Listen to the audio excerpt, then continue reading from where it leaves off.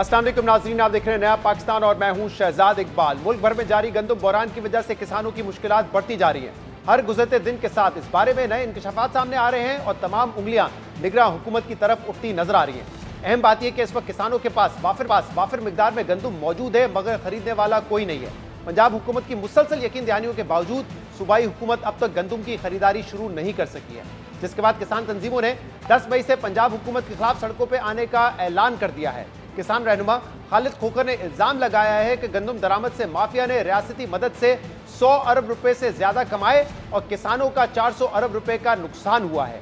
अहम बात यह है कि किसान तंजीमें इस बहरान का बुनियादी जिम्मेदार निगरान हुकूमत की जानिब से गंदम दरामद के फैसले को करार देती है। नून लीग के कई रहनुमा भी निगरान हुकूमत को बहरान का जिम्मेदार समझते हैं और आज इस हवाले से जियो न्यूज जो सरकारी दस्तावेजात सामने लाया है उसमें भी निगरान हुकूमत को इसका जिम्मेदार करार दिया गया है। जबकि आज निगरान काबीना के वफाकी वजीर खुराक कौसर अब्दुल्ला ने भी निगरान हुकूमत के किरदार पर उंगलियां उठा दी हैं।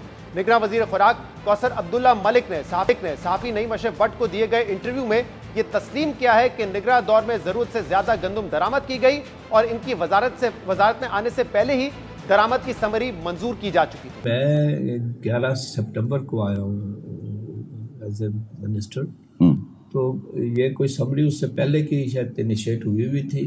मुझे जब इसका इल्म हुआ तो मैंने उसके ऊपर ये राय दी, मेरे पास गंदम है और ये अभी मंगवाने की ज़रूरत नहीं है। हमारी रिक्वायरमेंट जो है वो अबाउट 32 मिलियन टन्स है। हमारी प्रोडक्शन इज अबाउट 29 बिलियन। अब ये 2.5 के बजाय हमने अगर 3500 कर ली। एक कल्चर हो गया हुआ है हमारी मिनिस्ट्रियों का, हम लोग कुछ अरसे के लिए आते हैं, सेक्रेटरीज और the whole establishment also knows कि ये तो 4 दिन के लिए आए हैं इनकी, और ना ही हमारी कोई इतनी अथॉरिटी होती है।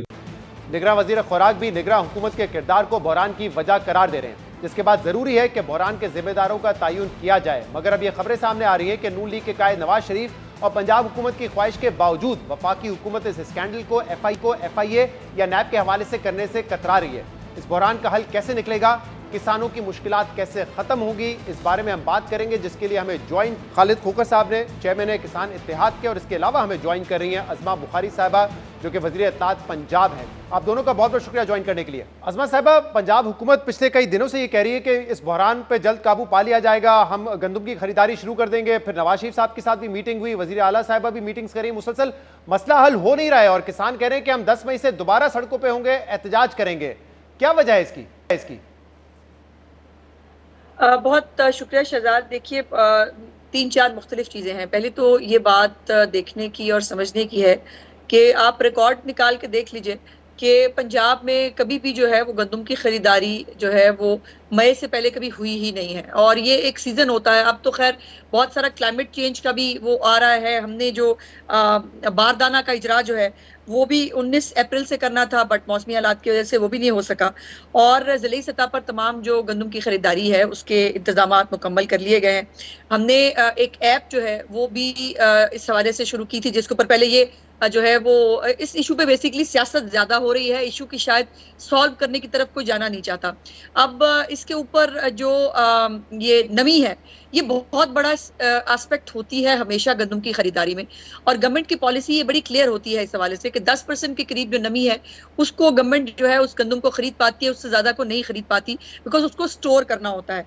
और अभी जिस इशू की आप बात कर रहे थे, जो गंदम पहले खरीदी गई है उस गंदम के ऊपर जो है ये कैरी फॉरवर्ड स्टॉक इस वक्त पंजाब के पास जो है वो बहुत ज्यादा है, और अभी भी हम वो गोडाउन्स के जो है वो किराए भी दे रहे हैं, अभी जो है इसके ऊपर इंटरेस्ट भी जो है वो दिया जा रहा है। और उसके बावजूद पंजाब हुकूमत ने जो है ये नहीं हो सकता कि मरीम नवाज शरीफ साहिबा की पंजाब हुकूमत के अंदर काश्तकार का नुकसान हो। और इस हवाले से जो हमने ऐप, जिसकी मैंने गुजारिश की है कि एक ऐप जो है वो, उस पर पहले कहा गया कि जी ऐप जो है उसका तो फायदा ही नहीं होगा, काश्तकार को आएगा ही नहीं, वो कर ही नहीं सकता। उस ऐप के ऊपर जो है वो 3,96,000 काश्तकारों ने जो है वो अप्लाई किया, जिसके अंदर से 1,20,000 काश्तकार जो है उनको शॉर्टलिस्ट भी कर लिया गया है। और इनके से गंदम खरीदने के साथ साथ चीफ मिनिस्टर साहबा ने पिछली कैबिनेट मीटिंग में उन्होंने ये कहा कि मैं अब काश्तकारों को कैश भी जो है वो सपोर्ट करने के लिए तैयार हूं, मैं उनको कैश पैसे भी अगर आप कैरी फॉरवर्ड स्टॉक पहले से मौजूद है तो फैसला क्या हुआ है, पंजाब हुकूमत कितनी गंदम खरीदेगी किसानों से? जी देखिए, इसके ऊपर मैं अभी एग्जैक्ट फिगर तो मैं नहीं दे सकती, लेकिन ये बात दुरुस्त है कि ये बात हमने जो है 1,20,000 काश्तकार जिनकी दरखास्तें मंजूर की गई हैं उनसे बिल्कुल गंदम खरीद जो है वो की जाएगी, और उसके साथ साथ उनको जैसे मैंने कहा कि कैश जो उनकी सपोर्ट है वो भी की जाएगी, और इसके साथ एक बहुत कॉम्प्रिहेंसिव जो प्लान है, ये तो गंदम का एक है जो आते ही 2 महीने के अंदर जो है 8 हफ्ते के अंदर ये इशू जो है ये सामने खड़ा था हमारे, लेकिन इसके साथ साथ काश्तकार को आगे ले जाए उसकी मैकेनाइजेशन के लिए, उसको आड़ती से मिडिल मैन से बचाने के लिए, उसको उसकी फसल के ऊपर जो है वो उसको 1.5 लाख रुपया आपकी हुकूमत बता चुकी कि आप अदा करने की एक पैकेज भी पूरा उनको दे रहे हैं। मैं मुझे पता है उस पैकेज के हवाले से मैं खास तौर पे इस इशू पे बात करना चाह रहा हूँ। खालिद साहब, आज आप लोगों ने कहा हम दोबारा सड़कों पर आएंगे, पहले आप सड़कों पर आए तो लाठीचार्ज भी हुआ, आपके लोगों को अरेस्ट भी किया गया। अभी भी अजमा साहबा कह रही है सोल्यूशन की तरफ कोई जाना नहीं चाहता, इस मामले को सियासी रंग दिया जा रहा है, तो वो कह रही हैं और कह रही हैं कि सोल्यूशन हम प्रोवाइड कर रहे हैं। 1,20,000 किसान तो रजिस्टर हो चुके हैं जिनसे हम गंदम खरीदेंगे। तो आप वैसे तो इंपोर्ट को इस पूरे बहरान का जिम्मेदार समझते हैं, लेकिन अब हुकूमत से आप क्या चाहते हैं? वो तो कह रहे हैं कि कैरी फॉरवर्ड स्टॉक है, लेकिन इसके बावजूद खरीदने के लिए तैयार हैं हम किसान से। जी बहुत शुक्रिया जी, इसमें कोई शक नहीं है कि निगरान हुकूमत ने ये बहुत बड़ा ब्लंडर किया, करप्शन की गई, जिससे काश्तकारों का मुआशी कत्ल हुआ। एक बोटी खाने के लिए पूरा ऊँट उन्होंने ज़िबा कर दिया। एक तो मैंने ही वो प्राइम मिनिस्टर को, आर्मी चीफ को, सबको एप्लीकेशन दी है जिस पे इंक्वायरी शुरू है, और मैं चाहता हूँ कि वो लोग कैसे किरदार तक पहुँचे। दूसरा ही है कि पिछले एहतजाज जो हुआ है उसमें मैं शामिल नहीं था। मैं आपको क्लियर कर दूँ, मैं एक प्रैक्टिकल फार्मर हूँ, मैं 92 से काश्तकारी कर रहा हूँ। मैंने पहले जाके सबका दरवाज़ा नॉक किया, मैं CM साहबा से भी मिला हूँ, मैं वफाक में भी सबसे मिला हूँ, मैं बाकी लोगों से भी मिला हूँ। मैंने अपना पूरा मुकदमा लड़ा है। जो अभी मोहतरमा उज़मा बुखारी साहबा फरमा रही थी कि नमी है, देखो ना, मैं ये चाहता हूँ, इनको नहीं चाहिए कि काश्तकारों के साथ मजाक करें, ये नमी वाली बात ना करें। पास्को के लिए नमी नहीं है, फूड के लिए नमी है। पंजाब सीड कॉर्पोरेशन की नमी नहीं है, फूड के लिए नमी है। प्राइवेट सेक्टर जो परचेज कर रहा है उनके लिए नमी नहीं है, इनके लिए नमी है। मैं एक प्रैक्टिकल 92 से काश्तकारी कर रहा हूँ। और दूसरी बात यह है कि 1 मई वाले कभी नहीं टाइम आया कि 1 मई को परचेज, हमेशा मिड अप्रैल में, बल्कि 10 अप्रैल से ये शुरू हो जाती है। इस दफ़ा अभी तक कोई ऐसी पॉलिसी नहीं है। दूसरी बात यह है कि अभी जो ऐप की बात बता रही थी, मैं मोहतरमा आपको अर्ज कर दूं, पाकिस्तान सिर्फ ज़राअत के सर पे चल रहा है, ये मैं आपको अर्ज कर दूं। और गंदम का नुकसान आपको अंदाजा ही नहीं है। इस गंदम के काश्तकार ने कपास भी लगानी है, चावल भी लगाने, उसी रकबे के। अगर उसके पास पैसे नहीं होंगे तो आपकी ये दोनों फसलें बहुत कमजोर हो जाएगी और अगले साल गंदम काश्त नहीं होगी। मैं ये समझता हूँ कि इस हुकूमत को मशवरे देने वाले, उनकी नीयत सही नहीं है, ये भी मैं आपको, क्योंकि हमसे गंदम लगवाई गई है, हमने लगाई नहीं थी, हमें वादा किया गया हमारे साथ, और उसके बाद गंदम ना उठाना और मेरी बात सुनो जी, और आड़ती से हमारा इस्तेहसाल करवाना। 3900 रेट है, आज हमें 2800 रुपये रेट मिल रहा है। मैं इस वक्त काश्तकार के जो हालात बन चुके हैं, आज तो चाहिए था कि काश्तकार को सारा पाकिस्तान शाबाश देता कि इतनी ज्यादा पैदावार हो गई अल्हम्दुलिल्लाह। आज हम जश्न मनाते, बैसाखी मनाते, आज काश्तकार घरों में सो गए कि कोई लेने वाला नहीं है। दूसरा जो पॉलिसी बनाई गई है 6 एकड़ वाली, मतलब मैं आपको अर्ज कर दूं, ये वही है कि एक मौलाना साहब तकरीर कर रहे थे, उन्होंने कहा जी कि पुल सराज बाल से बरी के तलवार से तेज है। एक खान खड़ा हो गया, उसने कहा ये रास्ता रुस्ता नहीं, न गुजारने के बहाने हैं। ये भी पॉलिसी कोई नहीं, ना लेने के बहाने हैं, ये कोई पॉलिसी नहीं है। आप ज़राअत की बात करें, आप ज़राअत की पर एकड़। खालिद साहब, अगर मुझे मुख्तसर आप बता सके फिर मैं जवाब ले लेता हूं कि आपकी नजर में सोल्यूशन क्या है? वो कह रहे हैं कि हमारे पास जो स्टोरेज कैपेसिटी है वो पूरी हो चुकी है क्योंकि कैरी फॉरवर्ड स्टॉक है, और अगर मजीद लेंगे तो जाहिर सी बात है उस पर सूद भी अदा करना पड़ेगा हुकूमत को। देखिए मैं आपको अर्ज करूं, इनके पास ये 22 लाख टन है। पंजाब ने किसी वक्त में 60 लाख टन भी खरीद की, लेकिन नॉर्मल रूटीन में 40-45 लाख टन खरीद करते हैं। इनके पास गुंजाइश मौजूद है। और मैं आपको एक चीज और, इनका 80% जो है ना वो बाहर है। पहले भी गोदामों में गंदम बहुत कम होती है, बाकी सारी बाहर लगाते हैं, गंजियां बाहर लगाते हैं, अब भी लगा सकते हैं। लेकिन ना होना ये चाहिए। हाँ, एक चीज करते, जिस दिन हुकूमत आई है, जब इनको सारा पता था, आके क्लियर नहीं, काश्तकारों कह देते हम नहीं परचेज करेंगे। देखे ना, हुकूमत को चाहिए कि काश्तकार के साथ, काश्तकार बड़ा भोला भाला होता है जी, उसके साथ सही बात करनी चाहिए, उसको सही मैसेज। देखे ना, मैं ये सारा जो निगरान हुकूमत है, जो वो कच्चा चट्टा मैं निकाल के लेके आया हूँ। अच्छा, मैं उस बात का भी जवाब ले लेता हूँ। अज़मा बुखारी साहब, 2 चीजें। एक तो वो कह रहे हैं कि ना लेने वाले बहाने, जब आप कहते हैं ऐप बना लिए और नमी को बीच में लेके आ जाते हैं, तो ना लेने के बहाने लेनी है तो पहले वो कह रहे हैं कि पंजाब माजी में तकरीबन 60 लाख तक ले चुका है, गंदम स्टोर कर चुका है इतनी। एक तो इस बात का जवाब दीजिए। और दूसरा, अब ये खबरें सामने आ रही है कि वफाक तो उतनी दिलचस्पी नहीं रखता इस पूरी इन्वेस्टिगेशन करने में, ना मामले को FIA भेज रहा है, ना नायब भेज रहा है, जबकि पंजाब हुकूमत और नवाज शरीफ चाहते हैं कि ऐसा हो। नहीं, देखिए, पहली तो बात यह है कि खालिद भाई ने जितनी भी सख्त बातें की, मैं फिर भी जो है मैं समझती हूँ कि मैं मुद्दबाना ही गुजारिश करूंगी। पहली तो बात यह है कि जब भी बिल्कुल हुकूमतें खरीदती हैं उनके पास जो है वो 23 लाख मेट्रिक टन जो है वो कैरी फॉरवर्ड नहीं होता। जब 23 लाख मेट्रिक टन आपके पास कैरी फॉरवर्ड होगा तो फिर हम वो कहाँ रखेंगे, कैसे रखेंगे।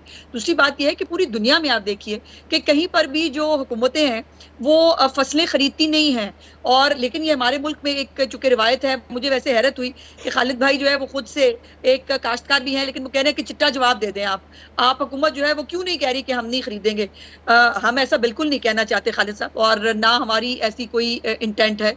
लेकिन एक ही बात ये जरूर है कि हुकूमत को अपने वसाइल के मुताबिक, अपनी चीजों के मुताबिक जो है वो पॉलिसी बनानी है, जो हमने बनाने की कोशिश की है। दूसरी जो आपकी कंसर्न है कि जी फसल नहीं हो पाएगी, इसका हल जो है वो निकाला जा चुका है। 1.5 लाख रुपया जो है वो हर एक फसल से पहले किसान जो है, जो छोटा किसान है, 6 एकड़ वाला किसान जो है, उसको वो दी जाएगी ताकि उसको सपोर्ट दी जा सके, जिससे वो बीज खरीद सके, जिससे वो खाद खरीद सके, जिससे वो पेस्टिसाइड खरीद सके। और ये उसको गवर्नमेंट खुद जो है मेक श्योर करेगी 3 मॉडल मार्केट्स के जरिए। जो चीफ मिनिस्टर मरीम नवाज साहब है की जो हुकूमत है वो आड़ती और मिडल मैन, उसका किरदार बिल्कुल खत्म करना चाहती है काश्तकार को। वो चाहती है कि गवर्नमेंट और काश्तकार डायरेक्ट हो, और जो भी चीज मिले, जो सब्सिडी हो, जो भी उनकी हेल्प की जा सकती हो। और बिल्कुल आपकी बात से मैं एग्री करती हूँ कि पंजाब खास तौर के ऊपर और पूरा पाकिस्तान जो है वो एग्रीकल्चर के ऊपर चलता है। इसमें मुझे सब बताएं कि इंक्वायरी होगी नहीं होगी, मामला आपके ख्याल में इतना संजीदा है कि उसको FIA नैब इन्वेस्टिगेट करे, तहकीकात करे बाकायदा जो हुआ है? जी देखिए, इसको जाहिर है, इसको वफाकी हुकूमत जो है वो कंसर्न्ड इसके ऊपर जो है वो अथॉरिटी है, और शहबाज शरीफ साहब ने खुद इसको जो है वो टेकअप किया था, इसके ऊपर कमेटी बनाई थी, और वो बहुत विजिलेंट है इस मामले के अंदर। वो इसको बिल्कुल देख रहे हैं और वो किसी को भी स्पेयर नहीं करेंगे। या आपको उनका जो है वो तरीका, जो उनका तर्ज हुकूमत है वो पहले से मालूम है। और जहां पर ये हो कि एक्सचेकर को नुकसान पहुंचा है, जहां पर ये हो कि जो आम आदमी की जो रिलीफ, मुझे नहीं पता, क्योंकि इसमें तो साबिक वजीर आजम अनवार उल हक काकड़ साहब का नाम इसमें भी आ रहा था, और आपके राना सनाउल्लाह और दीगर रहनुमा कह चुके हैं कि जो आजाद कबीले के लोग हैं वो तो कुछ भी कर सकते हैं भाई। वो मोहसिन नकवी साहब कह रहे हैं कि वजीर आजम बनना चाहते वो भी बन जाते। तो मुझे नहीं पता शहबाज शरीफ साहब किस हद तक जाएंगे। और हमने देखा कि उस दिन जब किसान एहतजाज कर रहे थे तो आप लोगों ने उनको अरेस्ट किया, लाठीचार्ज हुआ। क्या दोबारा 10 मई को इसी तरह इस्तकबाल होगा? क्योंकि अगर हक के लिए कोई पुरअमन एहतजाज करे तो ये तो रवैया नहीं होना चाहिए स्टेट का। बिल्कुल आप दुरुस्त कह रहे हैं शहजाद, पुरअमन होगा तो बिल्कुल नहीं होगा। लेकिन अभी आप स्टेटमेंट्स देखिए खालिद, एक्चुअली प्रॉब्लम ये भी मैं आपको बता दूं कि किसान इत्तेहाद के नाम के ऊपर भी 3 ग्रुप्स हैं। एक ग्रुप जो है उसके जो ओहदेदार हैं, एक ग्रुप जो है उसका ओहदेदार जो है वो PTI के टिकट होल्डर हैं, और वो उखाड़ा से इलेक्शन भी लड़ चुके हैं। खालिद भाई जो है ये प्रोफेशनल एक मतलब हमारे काश्तकारों को रिप्रेजेंट करते हैं। हम इनके साथ पहले भी बात कर रहे थे, हम इनके साथ फिर भी बात करेंगे। लेकिन ये कहना हम ट्रेनें बंद कर देंगे, हम सड़कें बंद कर देंगे, हम मोटरवे बंद कर देंगे, उसकी इजाजत तो कोई हुकूमत नहीं दे सकती। बिल्कुल मुख्तसर पुरअमन एहतजाज करेंगे, मतलब एहतजाज आपका हक है, लेकिन किसी और की जिंदगी पर असरअंदाज ना हो ना। पहली बात यह है जी कि मेरे ख्याल में इन्होंने मेरी प्रेस कॉन्फ्रेंस नहीं सुनी। मैंने प्रेस कॉन्फ्रेंस में कहा कि हम ना रोड ब्लॉक करने के हक में है, ट्रेन का मैंने खैर नाम ही नहीं लिया, बिल्कुल ही मैंने उसका जिक्र ही नहीं किया। हमारा एहतजाज करने का एक अपना तरीका है। हम एक अलामती एहसास दिलवाना चाहते हैं हुकूमत को कि ज़राअत खत्म हो रही है। मैं एक प्रोफेशनल हूँ, मेरा प्रैक्टिकल तजर्बा है, मैं एक 30-35 साल से काश्तकारी कर रहा हूँ। इस वक्त ज़राअत तबाह होने जा रही है, ये मैं बड़ा क्लियर। फूड सिक्योरिटी इस वक्त दुनिया का नंबर 1 इशू है, बॉर्डर सिक्योरिटी नंबर 2 पे चली गई है। मेरे पास वक्त खत्म हो रहा है। खालिद साहब इंशाल्लाह इस इशू उम्मीद करते हैं वैसे तो प्रोग्राम करने की नौबत ना आए और ये मसला रिजॉल्व हो जाए, जैसे कि पंजाब हुकूमत पिछले 10 दिन से कह रही है कि 2-3 दिन में हो जाएगा। उम्मीद करते हैं मसला रिजॉल्व हो जाए, क्योंकि वाकई ये किसानों के लिहाज से और वाकई फूड सिक्योरिटी के लिहाज से एक संजीदा इशू है। प्रोग्राम में एक ब्रेक शामिल करेंगे, मजीद बात करेंगे इसके बाद। Welcome back. आने वाले कुछ दिनों में अदालतों में बाज ऐसे केसेस की समाअत होने जा रही है जिसके मुल्की सियासत पर अहम असरात होंगे। कल सुप्रीम कोर्ट में सुन्नी इत्तेहाद काउंसिल की मखसूस नशिस्तों से मुतल्लिक दरख्वास्त पर 3 रुकनी बेंच समाअत करेगा, जिसमें जस्टिस मंसूर अली शाह, जस्टिस अतर मिनुल्लाह और जस्टिस मोहम्मद अली मजहर शामिल है। जबकि 2 रोज बाद सुप्रीम कोर्ट में 6 जजों के खत पर असकुद नोटिस केस की समाअत दोबारा शुरू होगी, जहां सुप्रीम कोर्ट ने हसास इदारों से जवाब और वकला तंजीमों से तजावीज़ तलब कर रखी हैं। अहम बात यह कि इस वक्त चीफ जस्टिस पाकिस्तान की मुद्दत मुलाजमत में तोसी के लिए चीफ जस्टिस के ओहदे का टर्म 3 साल के लिए मुख्तस करने की मुमकिना आईनी तरामीम का मामला मुख्तलिफ हल्कों में जेर बहस है, जिस पर पाकिस्तान तहरीक इंसाफ ने चीफ जस्टिस की मुद्दत मुलाजमत बढ़ाने की कोशिश को नाकाबिले कबूल करार देते हुए इसकी मुखालफत करने का ऐलान किया है। मगर हुकूमती अरकान मुजवजा आईनी तरामीम की मुसलसल हिमायत कर रहे हैं। 2 रोज पहले वजीर कानून ने इस तरमीम के हक में दलाइल दिए, जबकि कल हमारे प्रोग्राम में वजीर आजम के मुशीर राना सनाउल्लाह ने भी चीफ जस्टिस के टर्म को 3 साल के लिए मुख्तस करने की हिमायत की। चीफ जस्टिस का जो टेन्योर है, उम्र बढ़ाएं या ना बढ़ाएं, लेकिन टेन्योर जो है वो फिक्स होना चाहिए।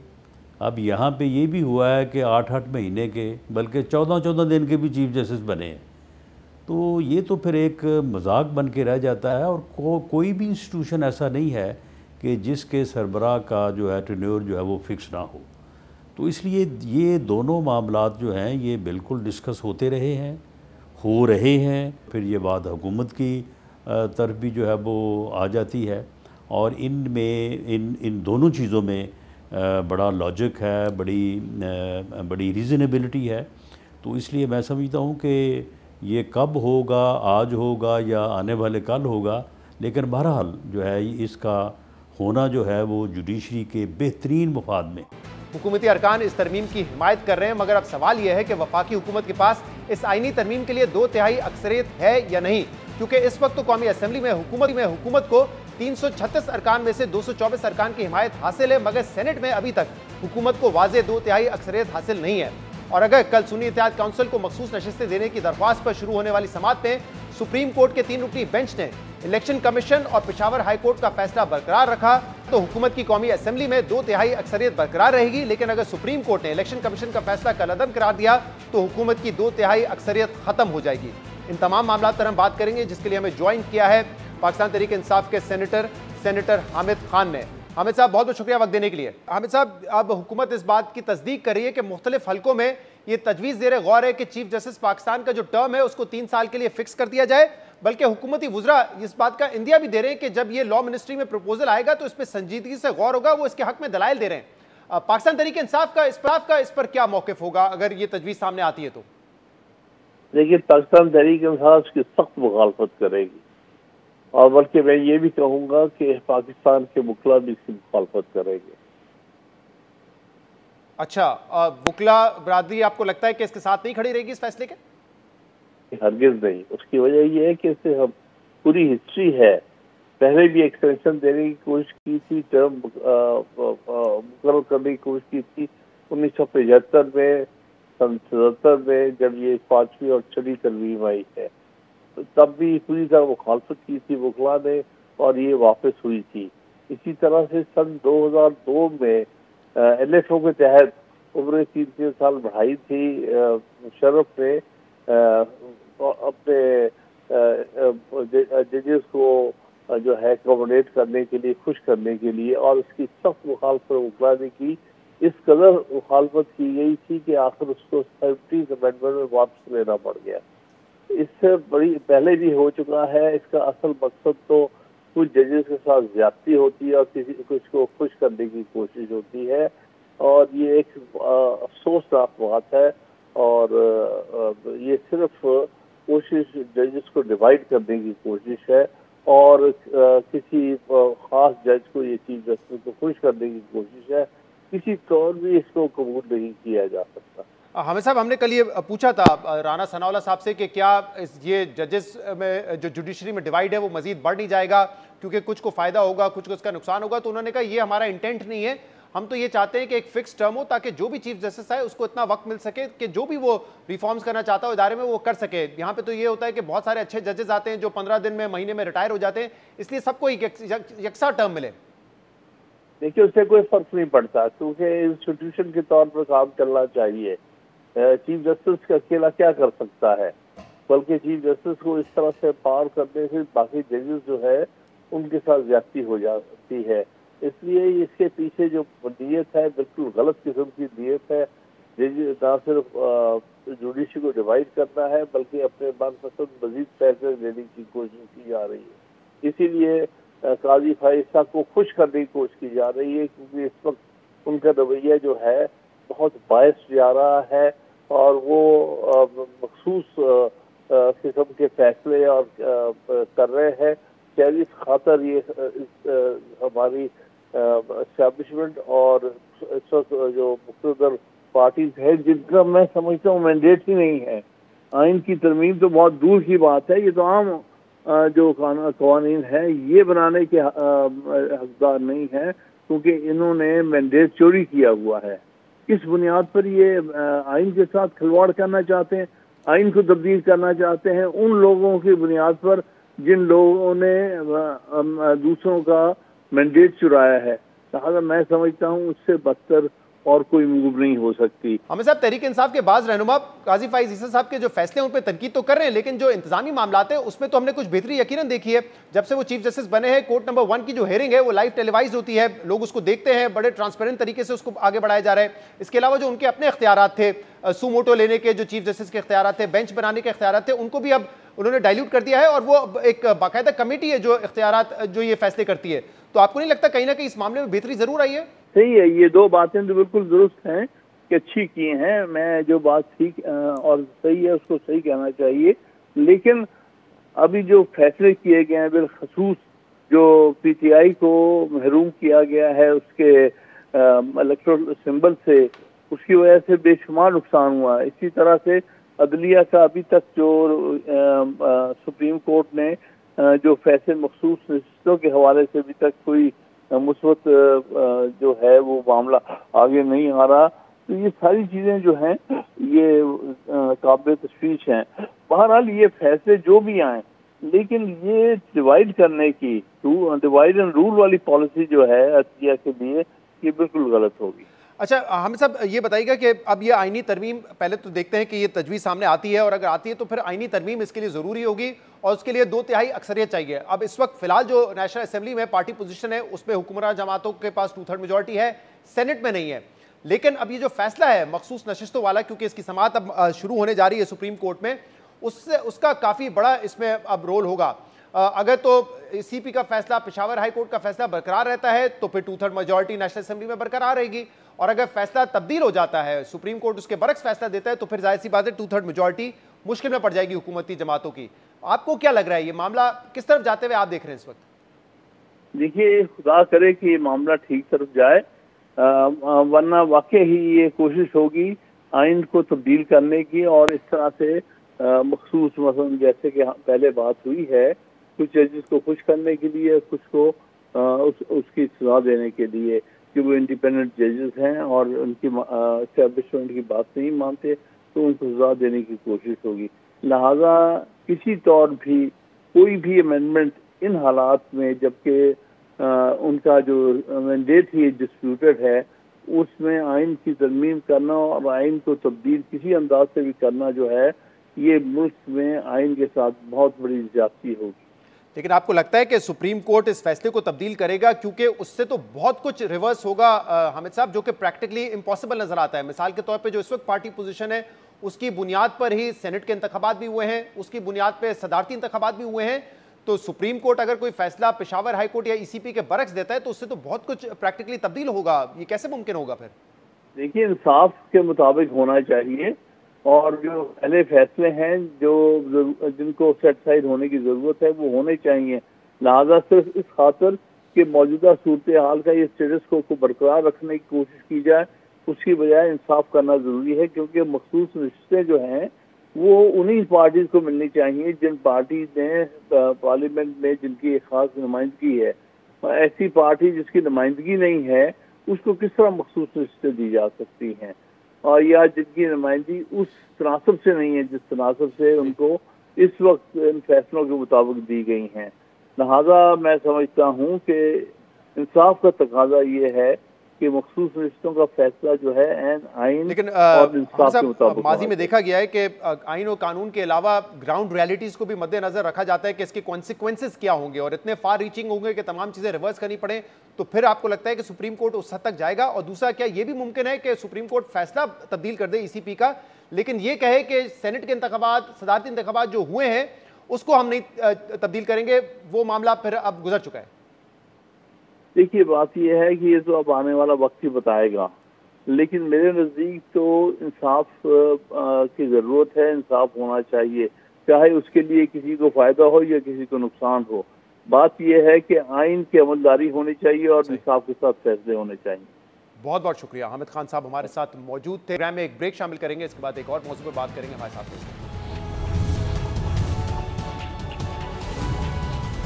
Welcome back. मुल्क में कई सालों से मुख्तलिफ हुकूमतें टैक्स टू जीडीपी की शरह और टैक्स नेट बढ़ाने, एफबीआर में हजारों अरब की करप्शन और टैक्स लीकेजेस रोकने और एफबीआर में इस्लाहात का बेड़ा उठाती आई हैं, मगर तकरीबन हर हुकूमत इस मकसद में बड़े दावों के बावजूद नाकाम रही है। पाकिस्तान तहरीक इंसाफ की हुकूमत ने भी इस सिलसिले में आते ही एफबीआर से मुतल्लिक कुछ इकदाम किए थे, मगर अपनी हुकूमत के 3 माह बाद ही साबिक वजीर आजम इमरान खान ये कहने पर मजबूर हो गए थे कि अगर यही कारकर्दगी रही तो फिर एफबीआर को खत्म करके दूसरा इदारा बना दिया जाएगा। और अब जब शहबाज शरीफ की हुकूमत को भी 3 माह होने वाले हैं तो वजीर आजम शहबाज शरीफ ने भी धमकी दे दी है कि अगर एफबीआर ने कारकर्दगी बेहतर ना की तो वो इसे आउटसोर्स कर देंगे।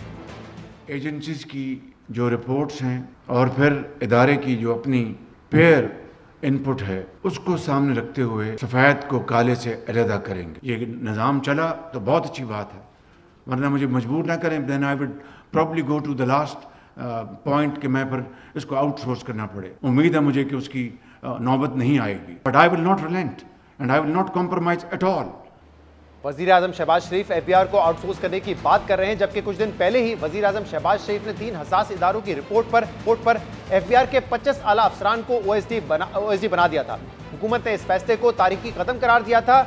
यह भी कहा था कि करप्शन में मुलविस अफसरान को नहीं छोड़ा जाएगा, मगर एफबीआर के अंदर से शदीद रद्द-ए-अमल सामने आने के बाद हुकूमत ने अपना मौक़िफ़ बदला और मौक़िफ़ अपनाया कि एफबीआर अफसरान को करप्शन के चार्जेस पे ओहदों से नहीं हटाया था। जबकि कल वजीर आजम शहबाज शरीफ ने हैरानकुन तौर पर खुद यह एतराफ़ भी किया कि अगर उन्होंने बाज़ अच्छी शोहरत वाले अफसरान को गलती से बरतरफ कर दिया है तो उस गलती का अजाला हो सकता है।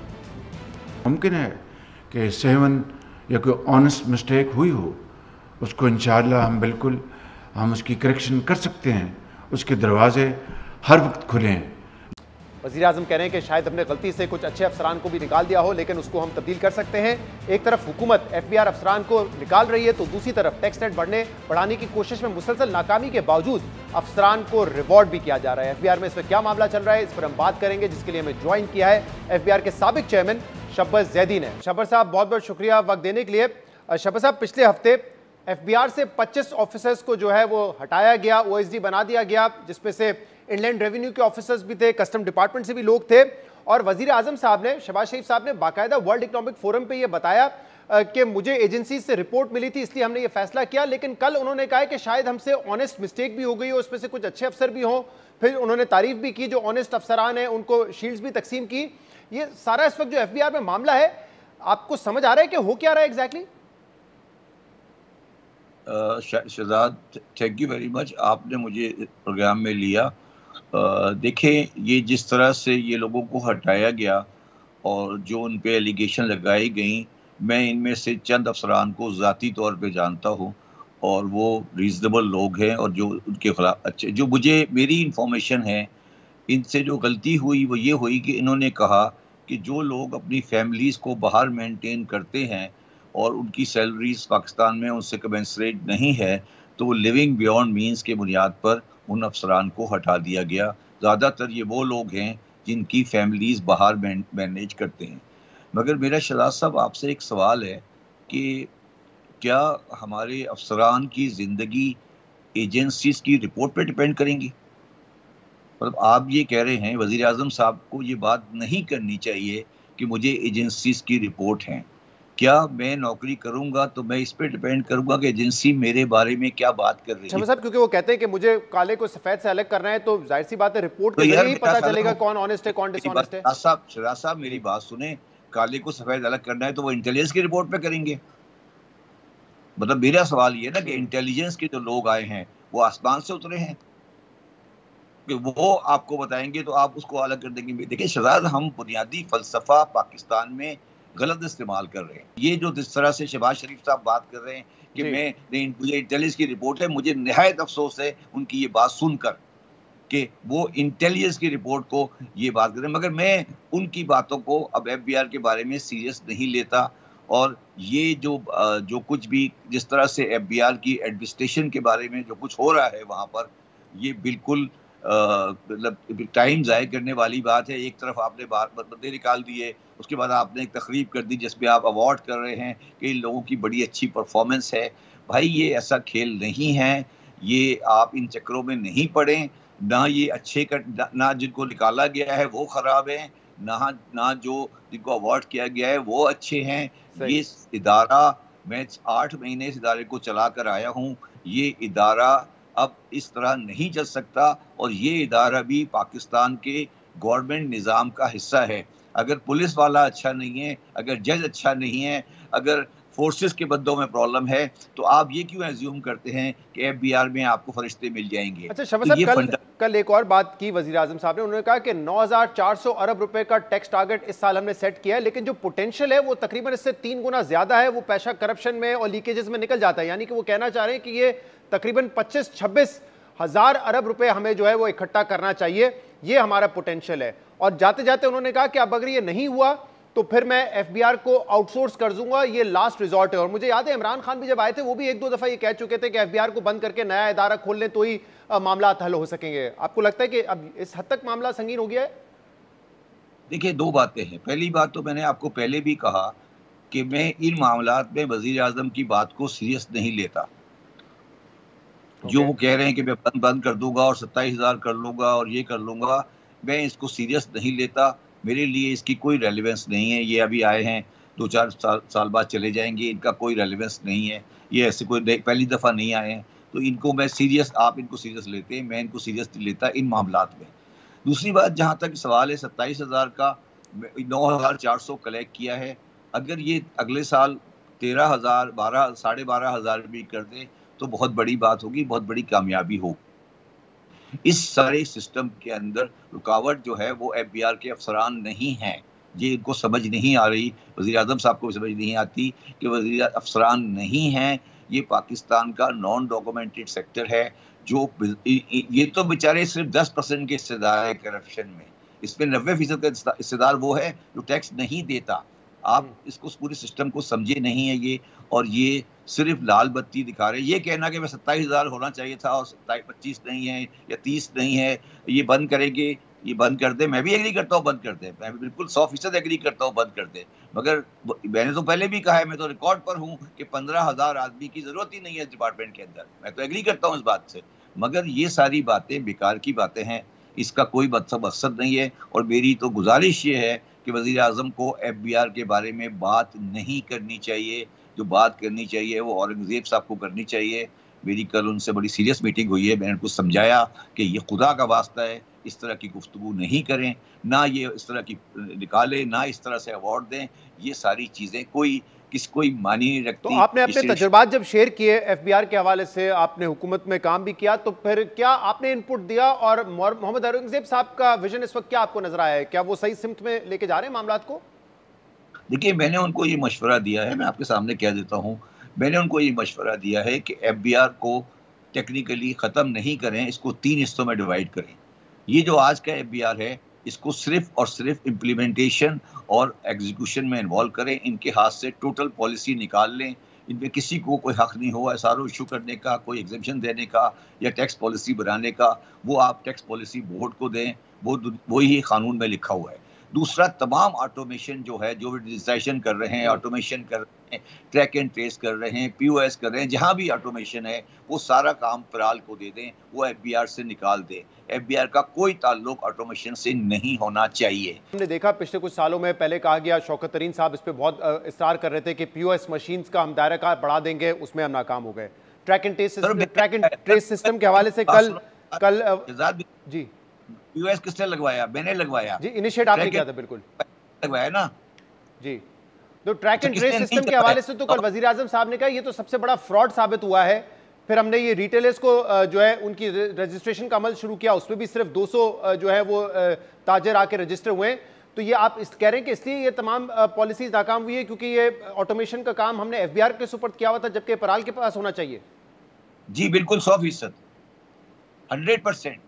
एक सरकारी अफसर जो 22 ग्रेड से आया है वो क्या पीओएस चलाएगा, वो क्या ट्रैक एंड ट्रेस चलाएगा? क्या हो गया हमें, खुदा का वास्ता है। एक एफबीआर जो है, जो कि 22 ग्रेड से सरकारी अफसर है, वो क्या पराल को चला सकता है? वो कैसे चलाएगा पराल को? वो कैसे चलाएगा डिजिटाइजेशन? वो हमने ये तो हमने जान के किया हुआ है। मैंने यही को कहा है कि मैकिंजी जो लेकर आ रहे हैं, डिजिटाइजेशन लेकर आ रहे हैं, सबको एफबीआर की बिल्डिंग से निकाल दें। आप इस एफबीआर की बिल्डिंग को छोटा कर दें, इसमें कोई दाखिल ही नहीं हो, इसके अंदर दाखिला बंद कर दें। आप ये ऐलान करते हैं कि कल से कोई एफबीआर की बिल्डिंग में दाखिल नहीं होगा, ये लोग सिर्फ अपना काम करेंगे कि ये सिर्फ जो एग्जिस्टिंग टैक्स पेयर हैं उनको फैसिलिटी देंगे, बाकी इनका ना कोई काम पॉलिसी का है ना इनका काम कोई आईटी का है। आप देखें कल एफबीआर सही हो जाएगा। तो लेकिन शहबाज साहब मुझे बताएं ना, ये शहबाज शरीफ साहब जो इनिशिएटिव आपका था ट्रैक एंड ट्रेस, उसको क्यों कह रहे हैं कि सबसे बड़ा फ्रॉड है और नाकाम हो गया पूरी तरीके से?